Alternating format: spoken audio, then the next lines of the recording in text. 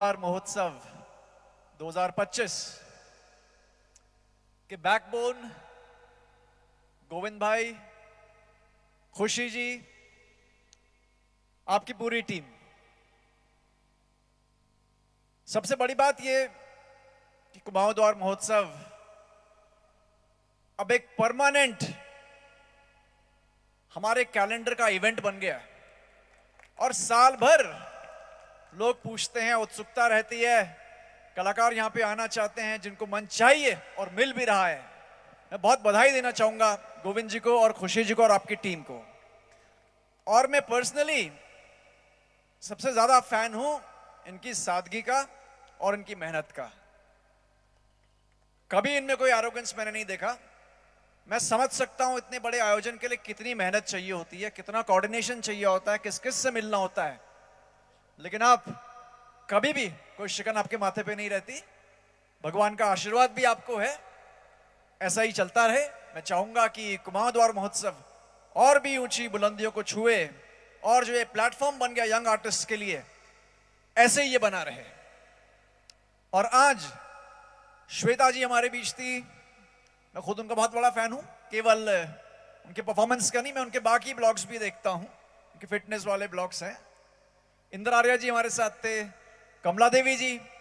मशक been भी एक बहुत बड़ा प्लेटफॉर्म आर्टिस्ट को दे रहा है, तो आपको भी मैं बहुत बहुत बधाई यहां पे देना चाहूंगा। और हमारे सभी आर्टिस्ट को जो परफॉर्मर्स हैं। गोविंद जी का और मेरा अक्सर एक डिबेट होता है कि हमें फ्यूजन ज्यादा बनाना चाहिए और यंगस्टर्स उस पर ज्यादा थिरकते हैं, हिट होता है, लेकिन आप हमेशा से फोक के कायल रहे, उन्होंने आपको छोड़ा भी नहीं। मैं इस बात के लिए उनको अप्रिशिएट करता हूं। हमारे कल्चर की जान फोक है, लोक संगीत इसकी बैकबोन है। और जितने भी ये नए फॉर्म्स ले रहा है, गायन की शैली अलग हो सकती है, धुन अलग हो सकती है, लेकिन भाव नहीं बदलना चाहिए। फोक को जब हम रीइन्वेंट करते हैं तो रीइन्वेंट तो हो, लेकिन उसका भाव नहीं बदलना चाहिए। हमारे बहुत ही बेहतरीन एंकर हेमंत बिष्ट जी के, जिनके मैं उनके अनाउंसिंग का एडिक्ट हो चुका हूं। वैसे बहुत से लोग एडिक्ट उसके हो चुके हैं, लेकिन मैं तो खैर हुआ ही। आपको भी बहुत बहुत बधाई इस आयोजन के लिए। एक शब्द में अपने स्पॉन्सर्स के लिए भी कहना चाहूंगा, क्योंकि वैसे तो आर्टिस्ट को सबसे ज्यादा तो मंच कदर चाहिए होती, कदरदानों की जरूरत होती है, लेकिन यस, बहुत से कामों में हमें बाकी मदद भी चाहिए होती है, फाइनेंसेस भी चाहिए होते हैं, इंफ्रास्ट्रक्चर भी चाहिए होता है, तो इसको सपोर्ट करते रहिए। और माननीय मुख्यमंत्री जी जब हमारी समीक्षा करते हैं बैठकों में, तो अक्सर कहते हैं कि डिपार्टमेंट ओनरशिप ले। मान लीजिए सड़क का मसला है तो पीडब्ल्यूडी की ओनरशिप ले, हमारा है। इरिगेशन है तो उसकी ओनरशिप ले। ऐसे ही कल्चर की ओनरशिप केवल कल्चर डिपार्टमेंट नहीं लेगा, हम सब लेंगे।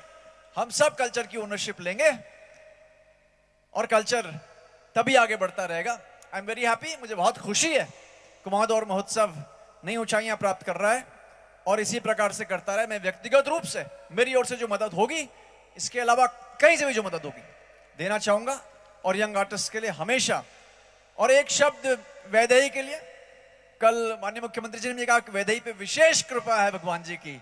इतनी टैलेंटेड प्रोडिजी हमारे बीच है और मेरा आशीर्वाद भी उनको है। आप सबको बहुत बहुत धन्यवाद। Thank you.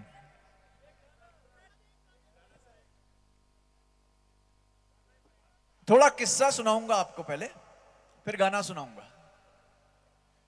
आप में से जो पेरेंट्स यहां पे आए हैं, माँ बाप, जो होमवर्क बच्चों को कराते होंगे, तो एक्चुअली मेरी और मेरी वाइफ के बीच एग्रीमेंट है कि मैं होमवर्क बिल्कुल नहीं कराऊंगा।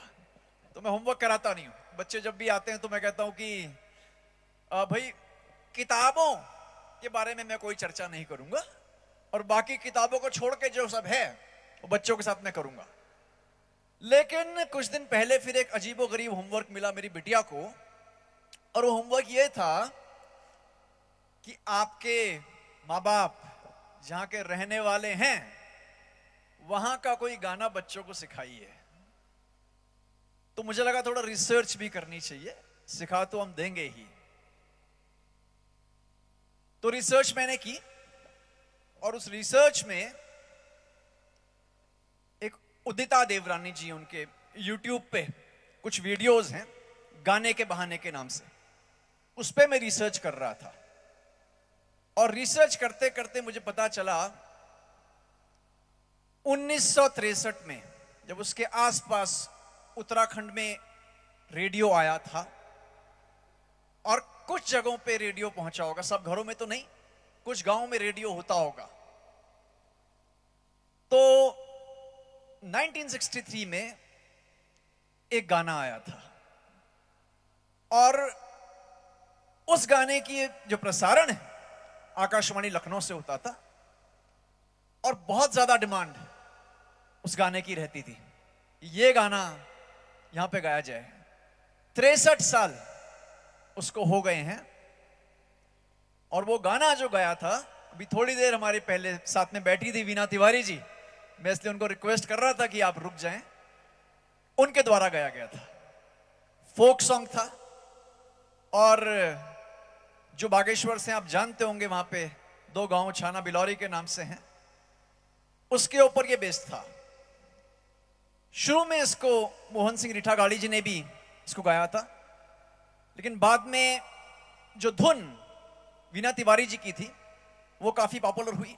बाद में पांडवास ने भी इसको गाया है, आई थिंक माया उपाध्याय जी ने भी इसको गाया है, गोस्वामी जी ने भी इसको गाया है। तो ये जो फोक सॉन्ग है, इतना लंबा सफर तय करते हुए अलग अलग जगहों पे पहुंचा, इंटरनेशनल जगहों पे भी पहुंच चुका है। तो वही जो मैं शुरू में कह रहा था कि फोक जब भी री इन्वेंट होता है, हो सकता है उसको गाने की शैली बदल जाए, लेकिन उसका जो भाव है, जैसे इस गाने में जो पीड़ा है, दर्द है, आई थिंक लेडीज के बारे में जो दर्द बयान करता है उत्तराखंड का, उसको जिस तरीके से उकेरता है, आई थिंक लाजवाब है। तो ये गाना फिर मैंने अपनी बिटिया को सिखाया था, और अभी वीणा जी यहां पे नहीं है, लेकिन 63 साल पहले उन्होंने उसको गाया होगा। तो उसका जो रेंडिशन है जो मैं गा रहा हूं, वो हल्द्वानी का एक बच्चा आर्टिस्ट है, बहुत टैलेंटेड है, गौरव पांडे, उन्होंने ये रेंडिशन गाया था, जो मुझे लगता है कि उस धुन से, जो वीणा जी ने जिस धुन में गाया था उससे थोड़ा अलग है, लेकिन फिर भी उसको जस्टिस करता है। तो जो वीणा जी की धुन थी वो इस तरह से थी। छाना बिलोरी झंडे आवाजू लगला बिलोरी के घामा, छाना बिलोरी झंडे आवाजू लगला बिलोरी के घामा। अब जो मैं धुन सुनाऊंगा, गौरव पांडे ने जिसमें इसको गाया है। जब भी हम आर्टिस्ट की बात करें तो हमेशा क्रेडिट करना चाहिए कि इसका क्या है। इससे पहले जो मैंने रिसर्च की थी तो उदिता देवरानी जी, उनके वीडियो से मैंने ली थी, तो मैं उनको भी क्रेडिट कर रहा हूं। तो गौरव ने जिस धुन में गाया है उस धुन में मैं गाने की ट्राई इसको करूंगा। झंडे आबाजू, थोड़ा लग रहा है, इस वाले से मिक्स हो गया।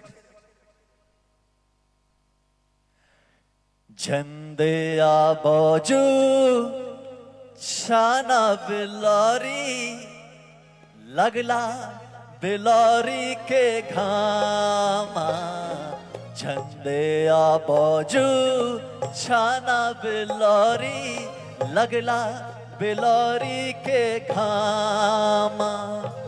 हाथे द तूली हाथ रे जौली, हाथे द तूली हाथ रे जौली लगला बिलोरी के घामा, झंडे आबाजू छाना बिलोरी लगला बिलोरी के घामा।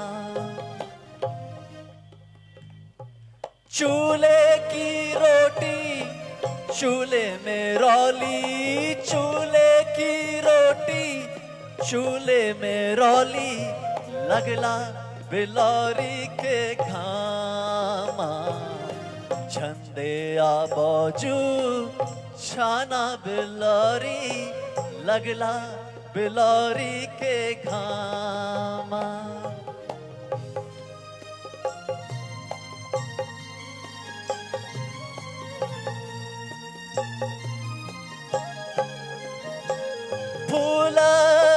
जैसी म्यार मुखड़ी, फूल जैसी म्यार मुखड़ी, चेली तुम्हारी मैं भली भली, चेली तुम्हारी मैं भली भली। झंडे बाजू शाना बिलारी, लगला बिलारी के घामा। झंडे बाजू शाना बिलारी, लगला बिलारी के घामा।